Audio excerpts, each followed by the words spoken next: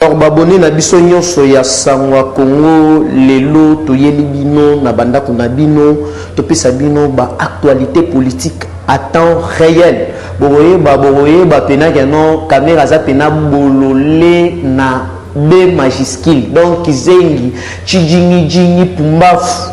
Boroye ba yango poto repensa to repalola to kundola plan nini o bango basalaki déjà toko yebisa bino le pourquoi. À bientôt là, accès dans soins médicaux et aux ala offrés sur toute l'étendue de la République et aux ala offrés parce que lobby c'est du jamais vu chef de l'État après ça qui ordre d'un ministre de la santé à kobimisa ba malade nyonso o ba beta ba 5 ans ba 17 ans na kati ya prison ya na kati ya hôpital ya mama yembo oyo batu donc fille moko na landi témoignage ya mama moko na fille moko oyo ya lobby basenga qui est 5 millions de francs congolais muso so lobby basenga qui est 3 millions de francs congolais. Alors avant tokota na mozindo ya masoloto information na biso ya lelo na pesina no bambote na bana ya République démocratique du Congo mobimba na 26 provinces nyonso na diaspora mobimba donc bao bazwi biso donc ezo dépendre na air oyo bino bozuli bako ya kolanda biso bao na pesi bonjour na pesi bao na pesi bonsoir na pesi. Alors sans plus tarder tozo kota sikoyo na actualité politique oyo grand titre na nous tozo bandana nous na procès ya Vital Kamerhe bokoye bakeno ba secret ebimi parce que ndenge ezali wana boye bakeno INC ezokende déjà na kopanzana parce que Kamerhe a ebi déjà que non rozala condamné. Alors pour ce fait a tchaki déjà bokilo na yeleti président na INC wana ezaba signe du temps. Alors selon ndenge tozwa qui juge oyo asambisa kiye ba proche na ye balobaki Kamerhe court de 25 à 30 ans de prison. Alors beaucoup sanaboya déjà ebele boyeba ndenge politique et commis elengene na ibsarabino toujours ba révélation na ba secret ya ba proche ya Kamerhe et bini balobi nini parce que boyebi kenon John Tumba oyo azali ministre ya formation professionnelle à bientôt là yepe umukamate parce que c'est un proche de Kamerhe. Boulia Vital Kamerhe na FCC ezalaki nini boul na bango ezalaki baboma fachi Boulia Kamerhe donc makita na bango ezalaki baboma Félix Antoine Tshisekedi Tshilombo chef de l'État pondenge déjà a détournaki bambongo ebele. Alors epesaki déjà vertige tellement fachi bandaki koyebisa ye tout le temps awa ba directeur Thierry Taimas Atangio, Monsieur Jamel Oyo ya Samebo, Oya Samibo, ya maison préfabriquée, Atangi Kombo na yo, David Blattner, Atangi Kombo na yo, Awa Kamerhe na zo ebisa yo, soki keno okozala pena, il y a tout ba preuve nyonso keno ozaki impliqué na makambwana ya détournement yeba keno okokende boloko. Alors tant que Kamerhe yebaki déjà keno agafaki ayibaki bambongo et tout le temps o babandaki okutana na mokonzi ya bandaki ko yebisa ye keno toza na état de droit oyo na ba enquête ya 100 jours mutu nyonso oyo akozala cité ayeba keno okokende boloko. Alors Kamerhe akomaki déjà na kobanga parce que makambo onga na zoloba eza le ya ba proche ya ba Kamerhe oyo bakomi kobimisa déjà ba secret ba jonino makelele nyonso ndenge bazali wana bakomi na qu'est-ce que c'est ba comprendre que non Kamerhe a induire bango na erreur makasi parce que lelo tozalaki wana na prison ya makala. Je vous dis que non Piololo et Betami, peuple congolais, bayaki wana ebele, plus précisément peuple congolais, ya Bumbu, ya Selemba, bazalaki wana bazolo la kutu, les soi-disant militants, ya INC bazolo la bango, mais comment se fait-il que non mutu oyo a détourné mbongo ya l'État, a kamati a sali ba folie, a sombeli ba bana mwasina ye ba violon, ba marambo ebele, bozo ya ko soutenir lié, na mbongo wana pesaki bino combien? Parce que quelques ba militants bayaki wana o ba pesaki bongo po baya babulaki ba okota na kati me nani la police asalaki musala na yendenge sengeli. Alors je vous dis que non oyo eza ba fuite d'information sur oyo ya que non quelques ba ministres ya INC ba bimisi ba secret ba avoué Kamerhe a checké déjà plan pour à éliminer Fachi pour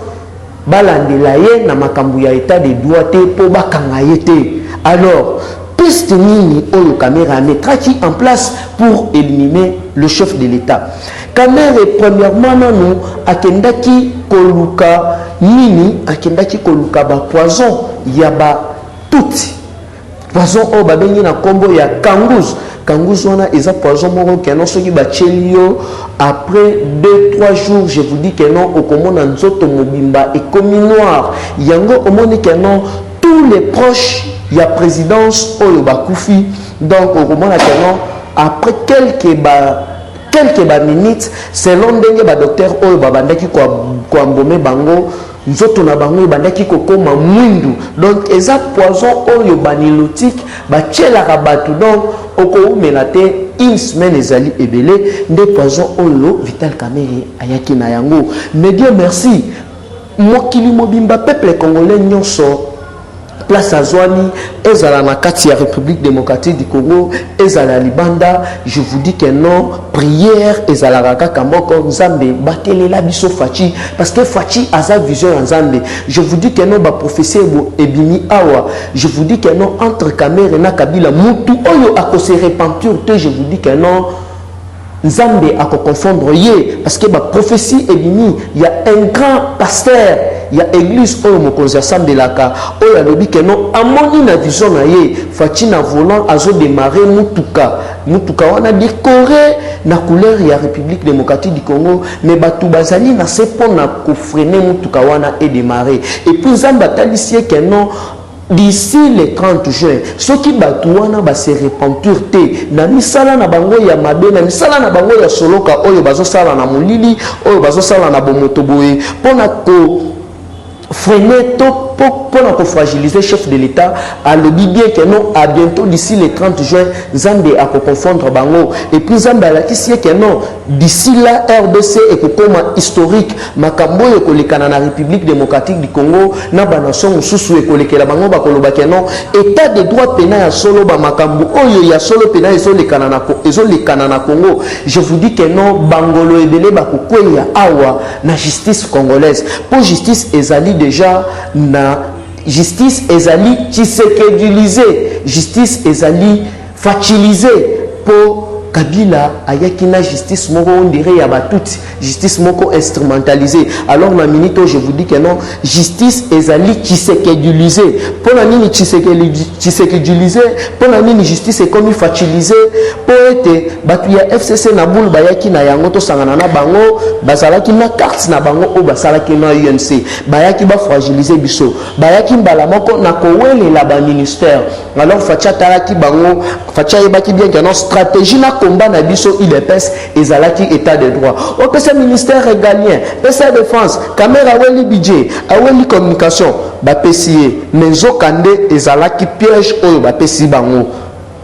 Boye ba keno justice ezali indépendante. Et puis les coordonnateurs mutozo superviser ba ministère nyonso ezali son excellence Félix Antoine Tshisekedi Tshilombo. Tant qu'il y a pesi bango ba ministère nyonso na ba makambutu bango ba bandaki koluka mais fatia gendeli kaka na justice. Po yebaki keno batwana baza ba malhonnête. Omata okita justice et ko rattraper bango kaka. Alors boyebi keno lwaka ningini déjà na parquet ya matete atangaki Thomas Lwaka, atangi ministre ya finance, atangi directeur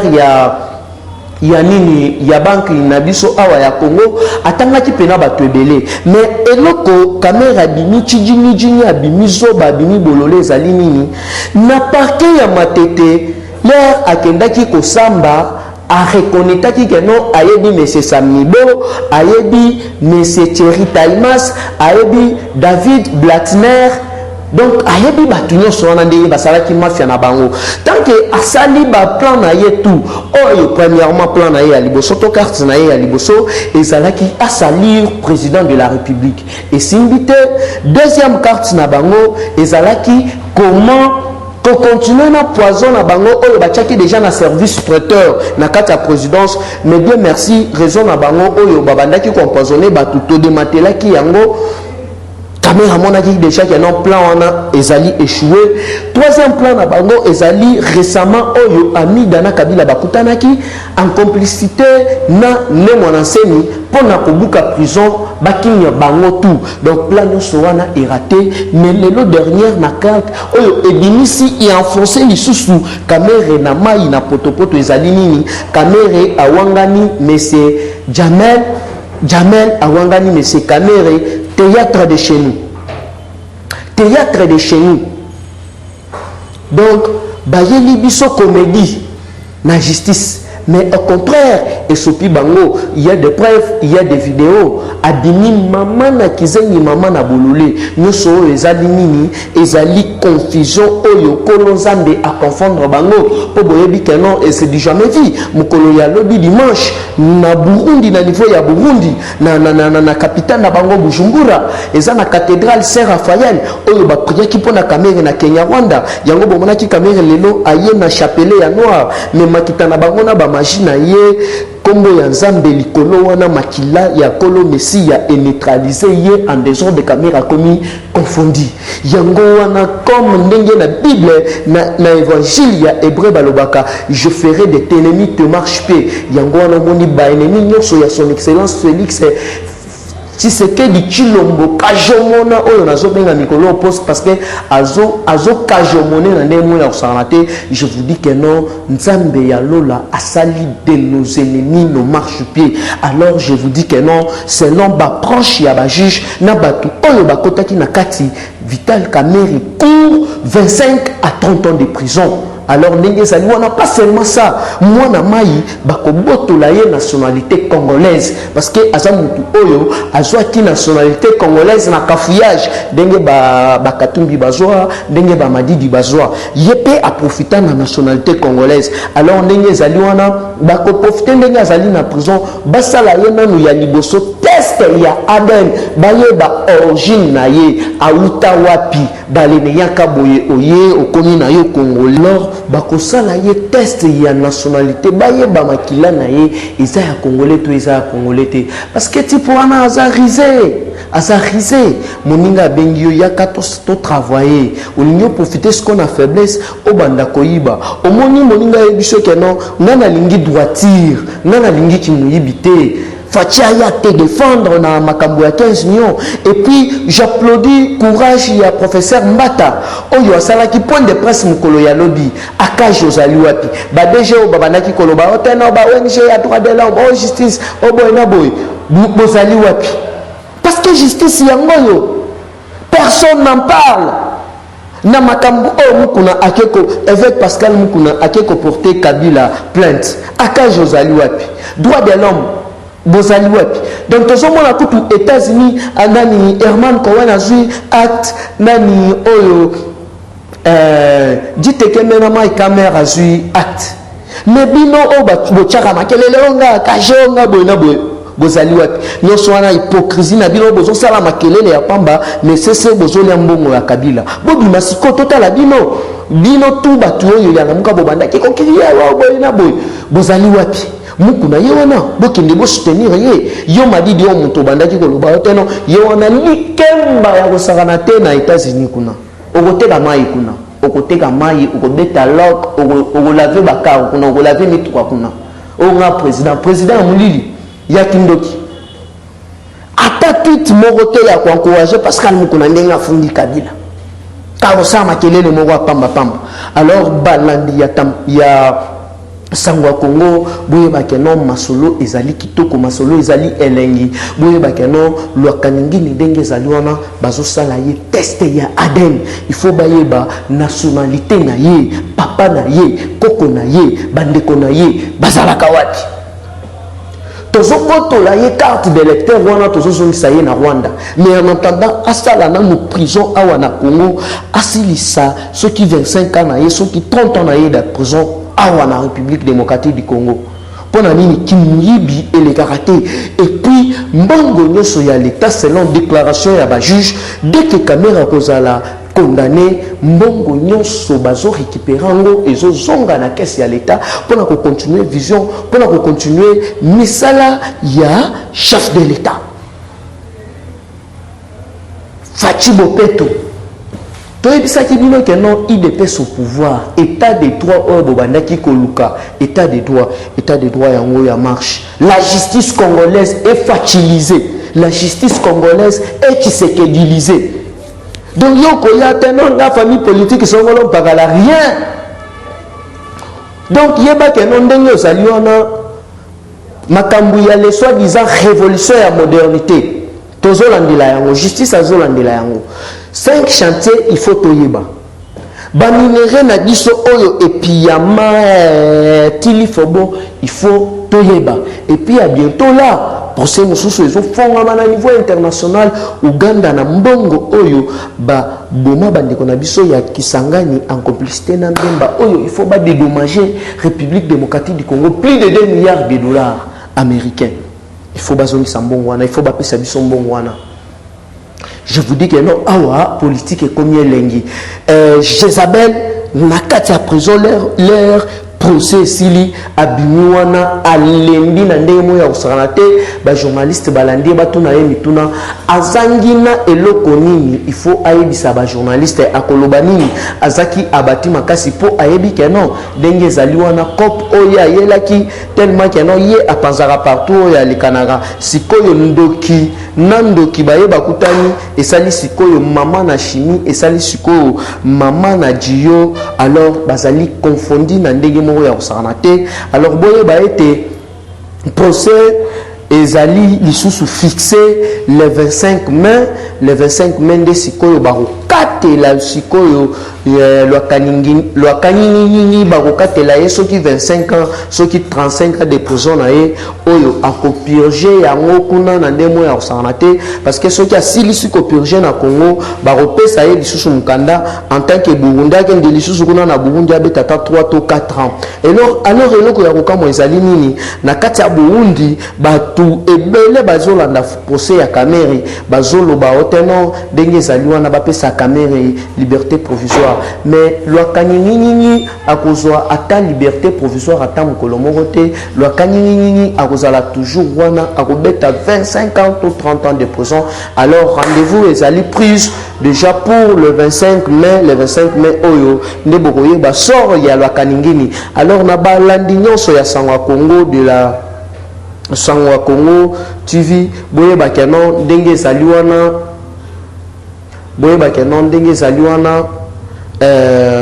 le 25 de lwakaningi akozonga lisusu na procès na ye pona kosamba oyo bakokatela ye tokeyi na conférence de l'ex-chef de guerre Thomas Lubanga oyo asalaki point de presse na ye parce que boyebi Thomas Lubanga azali ex-chef de guerre oyo azalaki babandaki coopérer na ba Bosco Tanganda oyo babandaki coopérer na ba Kabila na niveau ya est mais boyebi bien Thomas Lubanga akendaki ko purger peine na ye na niveau ya la ayaki ko purger ko suki sa condamnation na ye na prison ya Makala mais boyebi Thomas Lubanga oyo a bénéficié na grâce présidentielle mutu oyo ayebi comment ça s'opère ba criminalité na makamunyoso oyo ya mabe sale makana est boyebi donc ba opéra trop na ba musinyamwisi na ba Kabila na ba Bosco Tangana na ba Rwanda ebele na ba tuti ebele oyo ba opéra na est boyeba ke Thomas Lubanga ayebi bango makasi alors Thomas Lubanga salaki conférence de presse ya koloba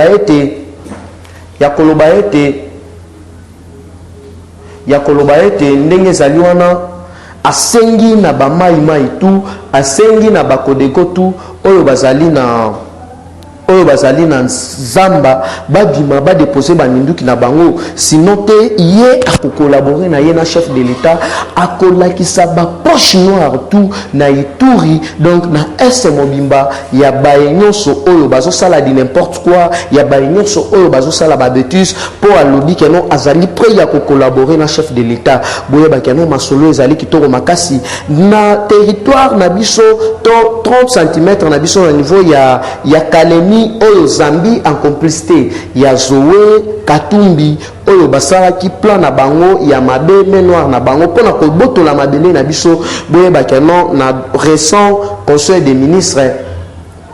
dans les prochains jours bazotinda déjà basoda oyo bakokende kuna kobengana tous les moutons ya koyama luyenge na frontière na biso donc boyeba keno makambo ezali kitoko makasi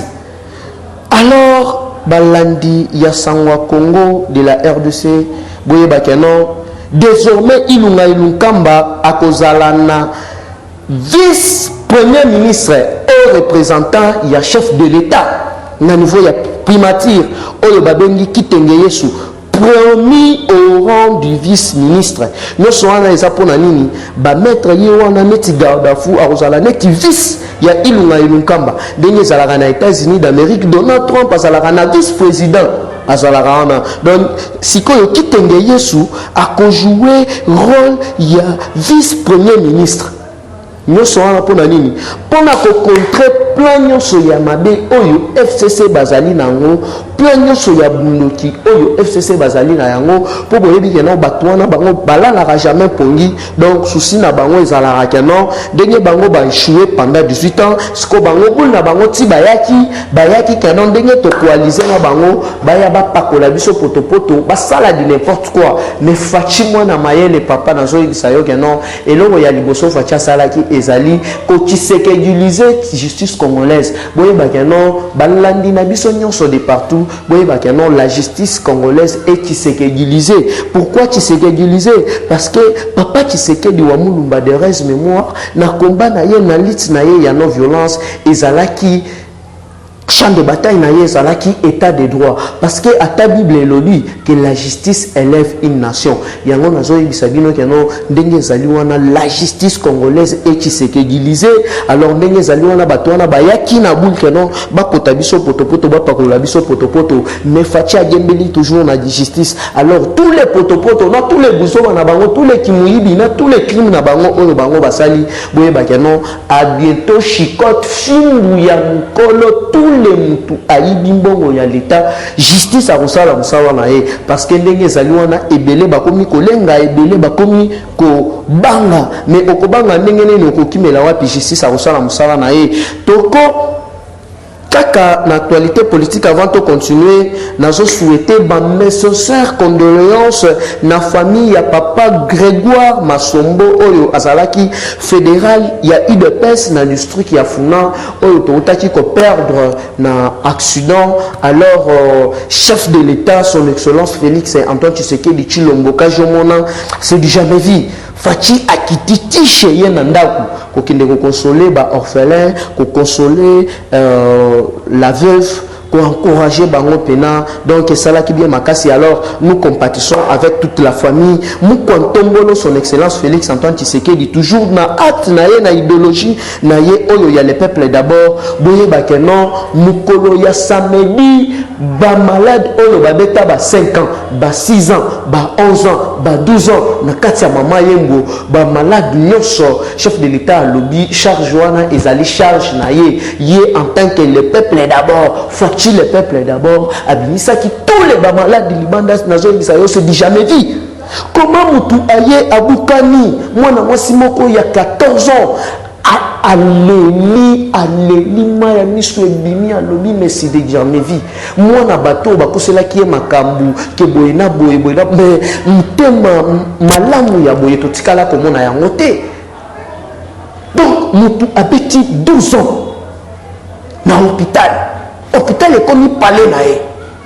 Pour nini 5 millions de francs congolais pour Adima, 3 millions de francs congolais, 2 millions de francs congolais. Mais nous comptons son excellence Félix Antoine Tshisekedi Tshilombo Kajomona nazo bisayo que non aye a ordonné ministre ya santé à l'obimiselanga ba malade tout. Oyo ba umeli déjà kuna oyo bazana ba impossibilité à kofuta ba facture ngai moko na kofuta ba facture na bango mais c'est du jamais vu. Tout le monde a soit des ans otano ba olive lende uchana o ba o boye na boye ba kabi basali na bango eloko te mama yembona morga malonga te ba respiratoire malonga te 18 ans au pouvoir. Oh révolution ya modernité ya wapi pour nini otongi mama emote mais fachi aya bimisi batunyo soana boule ezali nini eza ya ko réhabiliter ko redorer lisusu mama yembo esonga mama yembo ya kala parce que ebi yemoko chef de l'état botami kuna donc ezali kitoko makasi esala ki bien makasi et puis eko se limiter on a te eko tambola na République démocratique du Congo mobimba oyo bakobimisa ba malade tout na ba hôpitaux ya l'état oyo déjà ba umeli bazali na impossibilité l'air moko ya kofuta frais de sortie na hôpital bazali na impossibilité l'air moko ya mutu aya afutela bango ne fiske mbongo na bango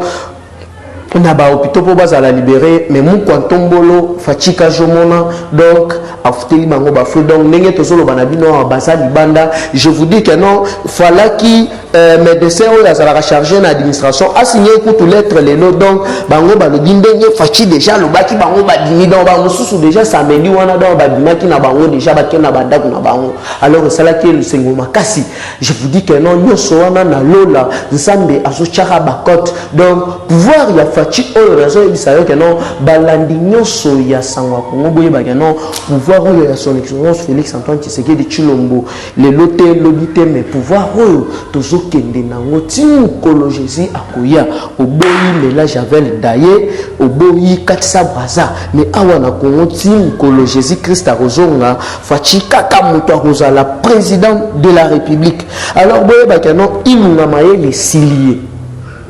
oye bena wapi Bachilier sikoyo garde fou na ye oyo azali vice premier ministre kitenge yesu doyen des doyens arozala na sikoyo pona ko contrôler ba vir nyonso oyo zolikana na présidence. Alors boye ba ete mukolo ya lobi Henri Mova Sakanya kendeki kokutana na sénatrice oyo babengi Bijungoya pona ko corrompre ye akende a retirer plainte mais Bijungoya lobaki que non malgré l'offre nanga ina tambo mwamba mais justice il faut ça la musala na ye zoka ne tambo mwamba dossier mususu ezali 4 millions ya marché ya service traiteur oyo falaki ba bongisa palais du peuple mais tambo mwamba pesi marché wana pas mwana na ye abengi tous les bafazers ya stade des martyrs baye na palais du peuple na ba Javel ba torchonné kaka ba pangusi ba vitre ceux qui abimisi ceux qui 500 ceux qui $1000 sur 4 millions de dollars ya peuple congolais nyoso wana na poche tout akenango. Alors ndenge sali wana justice il faut elandela yango parce que pour yebi non na état de droit ndenge tozali boye donc juge soki tolobi tobimisi yango tobeti pololo tobeti piololo juge ayoki bakobenga yo juge akentendre yo donc ekomi bongo donc makambo ya intimidation ndenge ezalaki kala pena ya non oye boye omoni moto asali mabe polo baboye omoni moto ayeli yo tena mitakopika masasi batakofunga rien wana eza lisusu bongo te awa ezalaki non osali mabe d'accord omokamate tozo ko balaka na actualité na biso politique conférence de presse ya Baba Kyungu na niveau ya Lubumbashi mukolo ya lobi dimanche eza elekana ki bien kitoko makasi parce que Baba Kyungu wa kumwanza amekaki en garde bande de criminels ya FCC na bande de métis les aventuriers ya Lamuka ametraki bango en garde pona nini boyebi ke non FCC Lamuka baza eloko moko batambisa kimbongo pona ko semer confusion entre les militants ya IDPS na ya inafek na niveau ya Lubumbashi alors esalaki kitorote esalaki elongité alors batu oyo basalaki manipulé par FCC na Lamuka oyo bachaki mbongo Angers pona ko séparer bango donc babendana nyoso wana na biti nini Katumbi azana posa ke non Baba Kyungu akende ko rejoindre ye na busoba oyo ye azosala Baba Kyungu alobi rien Ngai nazali parmi ba cofondateurs il y a eu de PES. Fachi a pas président de la République mais Fachi c'est mon fils parce que Baba Kyungu a passé jeunesse naie presque mobimba pembeni ya maître naie oyo azali docteur Tshisekedi wa Mulumba kolo idéologie ya 13 parlementaires alors Baba Kyungu boya ke loko wana na mbongo oyo 6 millions de dollars oyo Katumbi ayaki ko proposer pour akende ko adhérer na soit disant ensemble pour les Buzoba oyo parti na ya sali alors Baba Kyungu boya ki yango je vous dis que non na ba manipulation na ba machinisation oyo politique oyo zolekana na Katanga alors ba Jacques Kabul kato batambusa kimbongo pona kopanza jeunesse ya inafek na ya UDPS alors là nazo lancer appel na numéro 1 ya Machipisha nduku yangu collègue wangu combattant uyesema i période tuko hii iko inafek iko UDPS tuko kitu kimoya bale ni banduku yetu Baba Kyungu ena travailler ena soutenir son excellence Félix Antoine Tshisekedi Tshilombo mushicede na manipulation parce que à bientôt là muyo esema non Baba Kyungu atanza kaji yake kwa SNCC batu bote bale baliba franga kwa SNCC batabafunga batu bote baliba franga pale pa Jekamini batabafunga parce que moi c'est maintenant dossier Albert Yuma abasabo ya pana Albert Yuma batamufunga parce que à bientôt là kama mambo ya ba 100 jours inapita batenda sasa na dossier normal donc inungamba makuta ile bakampachake ya kuza ma locomotive niveau ya Lubumbashi plus de 400 millions de dollars kwa Banque mondiale akakuria kiyo makuta yote ile Katumbi anaiba pale alikuwa gouverneur ata njia moya ashienge ata kitu kimoya ashienge analetea tu batoto akatanga tu distraction njo anze kuiba ma minere yetu enda rauzishe pale Zambia mwenye sema non justice atafanya kazi yake. Alors numéro 1 amachipisha ba combattant yote akamachipisha ba combattant yote yakasumbalesa mwana koli en tant que leader d'opinion banduku yangu mwache mambo ya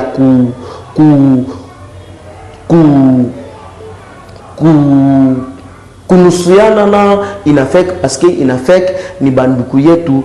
baba chungu ena travailler et soutenir chef de l'état tukuye ini mushisede kutuma franga tous les bana nakuya tout la pana parce que apachi hapa kisasa tout le temps banakuya banatuletea franga mais en aucune fois tout tenir kwenda kubewa franga ndio kutrahir combat ya papa Tshisekedi wa Mulumba kutrahir facha pana mukwe toujours même moral banduku yangu mukwe même moral mushisede kumambo ya Jacques Kabuli kate au kumambo ya Moïse Katumbi hapana mukwe tu bumoya bale batu babakie kuwaya parce que à bientôt chef de l'état est à travailler d'arrache-pied de sorte que ba combattant yote pas les machipisha pas les kasumbalesa ma trafic yote ma entrée pas les triangle pas les moi bote mukwe pas les apana para batu ya FCC apana mais batu ya inafek batawa pas les batu ya IDPS batawa pas les tout ça mouboule par assez maintenant chez bote tout pas te kaji jo à bientôt là bien nommé ba mandataire alors mushisede ku manipulation ikwe ya Jacques Kabuli kate ikwe ya Moïse Katumbi iko ya Zoe Kabila mushisede kuile mambo yabo ile ata ya bubumbafu ya matribalisme mambo yabo ile yenye ya machonganisha shie na inafek na IDPS ni kintu kimoya pour l'instant jo baba kyungu ena travailler toujours mu idéologie ya kuse de soutenir le chef de l'État. Bachimulete mambo à tribalisme apana. De toutes les façons, tribalisme munamuna ya yote a iripaki apana. Ikwe lubakati, ikwe kasaye, tukubatu bamoya, lubakati na kasaye beko para na grand-père moya. Johnny ni mutawana mwe benyewe. Alors, ikwe banduku yetu ya inafek, ikwe IDPS, banduku yote ya machipisha pale, mushisede ku manipulation, trésor, weye uku pale, grand combattant. Muoneshe banduku yetu bache mambo ile ya kwanza kukombana kuchambulana tu batu bamoya trezege wele ubeleze bache mambo ya kuchambulana ovo kwete mwe muku pale mwache mambo ya kuchambulana mkwetu kitu kimoya machipisha vraiment mkwe kitu kimoya vraiment on est toujours ensemble. Alors concernant ba enquête ya RFI na BBC yeba ke non ndenge to yebisa kabina ke non awa politique et comme elengi parce que ba famille ya ba généraux tout oyo Kabila lesa ba poison ba telemi na minito ba tutu oyo Kabila aboma ba telemi na minito po il faut yeba ke non RFI na enquête na ye abinisi sikoyo ba révélation il y a un crime contre l'humanité au Kabila a posé. Premièrement, Kabila a dit que blanchissement d'argent. Non, mais c'est Andy Jaktani, Oyo Azali, homme riche, homme d'affaires indien. Donc, Bango Boul na Bango Moni Oasis na Bakayao. Nouvelle cité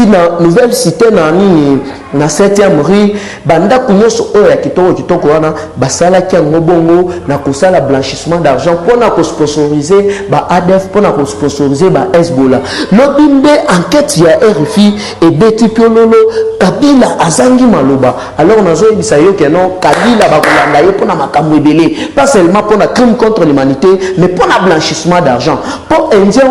je vous dis que non, des pognos pharmaceutiques aux la ville province de Kinshasa, je vous dis que non, bafutara ni taxe, ni douane bafutara. Donc, qui si sur 100%, je peux dire que non, 70% ils allaient périmé, ils allaient contrôler, et puis là, j'instruis en tant que peuple congolais, en tant que l'homme de la base, en tant que leader d'opinion, ministre il y a intérieur, na ministre na biso était ni longondo bo fongola li sous côté wana bo renforcer na niveau ya OCC contrôle à chaque fois bato ba bandoko ça ba kisi na bango awa il faut le karanano na to contrôle na ba laboratoire na inerbe pour na koyeba que non ba kisi wana eza praticable ou pas parce que bato wana donc ba société nyonso wana ya ba indien yango bo banda omona ya non indien omona boya bwakeli na congolais soyi pona nini na blanchissement d'argent na côté ka ba drogue oyo cop na bango oyo Kabila bandaki kosala na monsieur Adil Tchaktani oyo azali homme d'affaires libanais. Alors à bientôt là nini procès ko banda parce que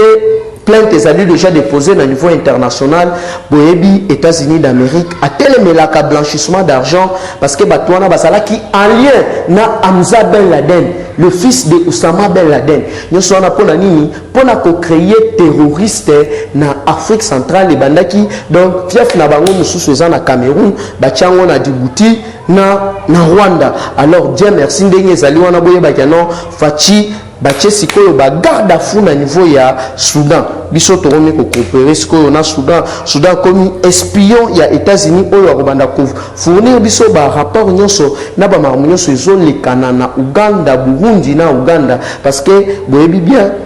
ambassadeur ya Soudan bandaki kozala na États-Unis que mais Dieu merci bache monsieur Sati Nordin oyo azalaka envoyé spécial ya maintien ya paix na niveau ya République démocratique du Congo pe na Rwanda depuis 1998 ye mutu bache ambassadeur kuna na Washington DC nyonso wana eza pona ko pesa ba rapport na ba crime contre l'humanité oyo Kabila sali awa. Alors na constitution na plan na bango tout basalaki que non Kabila kozala intouchable. Je vous dis que non babosana ki article 69 oyo epesi Ndingisa boyeba que non ndenge ezali wana facha signé déjà Kabila mwamba manteka ofele à bientôt là umukamate. Je vous dis famille ya professeur Samba Kaputo oyo azalaka conseiller en matière de sécurité ya Kabila l'air akendaka na Jele Makuti Kabila zo solola na Kenya Rwanda et puis ça Kabila vertige Kabila bomaye na minute oyo ba veuve na yena ba ofele ba telemi justice est à la fête liwa ya Floribert Chebeya ba bomaye et pas ya général John Numbi à l'époque général ya la police commissaire ya la police ya ville province de Kinshasa pona nini Floribert Chebeya en tant que président numéro 1 il y a droit de l'homme dans la République démocratique du Congo a ça qui déjà plainte oyo et bandeki déjà dans ces pays oyo balingaki ba o afundaki Kabila na makambo etali massacre oyo aboma ba partisan ya secte oyo babengi Bundu ja Congo na Bazangongo pe na Kimpese Kabila lera yokaki eloko wana abomaki ye. Madame Salima oyo azalaka garde ya Olive Lembe à l'époque tué sauvagement par Joseph Kabila pona nini l'air Kabila zobeta Joseph l'air Kabila zobeta Olive pona mubulu. Alors il y a quelqu'un qui kabola bango alors par erreur na ko kabola na Kabila tellement amelaki ba diamba na ye akoya na se et puis ça yekanda aboma mama batwana na minito bana na ye na libota na ye bazoluka justice est à la fête. Un journaliste ya Okapi Maisha oyo azalaka mobali ya kala ya Olive tué assassiné sauvagement na 2006 avant mariage ya Kabila na Olive nyonso wana po abandaki kobima na Olive po azalaki na ba secret ebele ke non Olive azalaki papa na ye zokande azalaka zibambwaya mutu ya Harare ndeko ya oyo nani oyo Robert Mugabe. Alors ba secret nyonso wana ebimi Kabila bomaki ancien journaliste wana ya Okapi na minito journaliste wana azoluka justice est à la fête. Journaliste ya potentiel oyo baba mwa na biso ya Mumbele Thomas azozonga feti boye pona nini po akomaka kaka kano Kabila apesi no ya 32 millions de dollars na Rwanda na Tanzanie po batonga ba école tia komaka article wana Kabila tinda bato babomaye na minute o famille na ye ebimisi déjà ezali déjà wana pona justice est à la fête parce que tozali na état de droit. Général Baouma empoisonné par Kabila pona nini alobaki keno pona nini administration na biso ya armée congolaise nyonso ezali toujours na ba tout ezali toujours na ba Rwandais empoisonné par Kabila justice ezosenga clarté na dossier wana général, fidèle, les stratèges, Mbouza Mabe, après avoir déclaré guerre, qui guerre militaire, mais ils ont guerre politique, pour copier la richesse nabiso na Est, pour copier RDC, Kabila empoisonné, les lobana, il y a Mbouza Mabe, bazana pour sa justice, et bana. Rossi Mukendi, activiste et droit de l'homme, assassiné à bout portant par Karim, qui major Kabila, commissaire colonel, nani lesbienne, il y a Karim, il y a Bomar aussi, à bientôt la justice est à la fête. Dossier, il y a deux experts, il y a ONI. Dans ce dossier, il y a deux experts, il y a ONI, à bientôt là. Il y a un passeport comme Makabila na boloko. Donc enquête il y a une fille qui pena moulaï. Donc le prochain numéro de Toropé Sabino Toropanza Torobimisanyo Sopena n'a pas détail tout parce que ezalaki top 20 il y a ba crime contre l'humanité au Kabila Kometaki. Alors bino ba congolais au balé Sabino Kimboki entre autres ba Jean-Marie Kasamba ba Rimo Vasakanya ba Evariste Bochap. Oh bazo ya oteno ba tunise mukuna bokeba. Nous avons un soutien aux États-Unis d'Amérique, un soutien au peuple congolais. Et puis, nous avons un soutien Kabila Salayo Mabe parce que jeunesse congolaise mobimba Kabila Salayo Mabe. Abonner la jeunesse. Attends ta société moroté. Toujours porter plainte à la militaire. Alors, vous appelez à dossier moro batama yaka na ngonga yango déposer yango. Parce que bientôt là bazo kangaye. Alors, toro zanga ko pesa batu oyo. Balandara bisote bankouragera bisote na baconseil na bango batu oyo ti libanda bazalaka toujours na posa ya mboka bazalaka toujours na vision ya soutenir chef de l'état là na somo na mama Madoka Lala na Allemagne donc ma maman Bambote Belé maman Célestine maman na Esther na Naomi na Canada maman Célestine salon de coiffure Célestine donc Bambote Belé maman Alphonsine na Edmonton na Canada. Yayo Yangwana, maman Julie Chabou na France, Didier Dituna, papa Raf Moutombo, mon vieux Matoumou na Vidal, papa Jean-Louis, mon vieux Antoine Nzungu Ndoye ya Mokozi, mon bali ya maman Mani Nzungu, mon vieux Claude Boukassa, mon bali ya maman Karine Olongo à 380 na Paris, donc on est là, Kanika Ninda, Akeloba. Donc on est toujours ensemble. Tokutana dans les prochains numéros. Nimnanga comme d'habitude moi na Koli plus 243 89 784 33 42 plus 243 89 784 33 42. Big up Tokutani dans les prochains numéros. Confiez-nous votre image et laissez-nous la transformer en une identité forte grâce à un accompagnement sur mesure et un suivi personnalisé. De la communication institutionnelle au marketing politique et commercial, Eshima vous apporte des solutions grâce à une parfaite connaissance des outils de l'information et de la communication. Contact 085 113 44 44 085 113 44 44. Eshima Magazine, un nouveau standard d'information.